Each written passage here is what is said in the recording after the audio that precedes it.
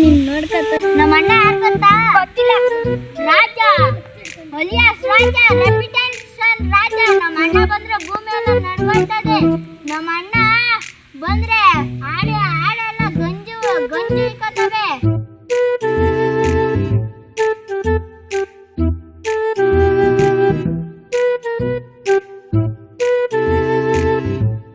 ನಮ್ಮ ಅಣ್ಣ ಬಂದ್ರೆ ಮರದಲ್ಲಿರೋ ಎಲೆ ಎಲ್ಲ ಉದುರೋಯ್ತವೆ ಗೊತ್ತಾ? ಅಣ್ಣ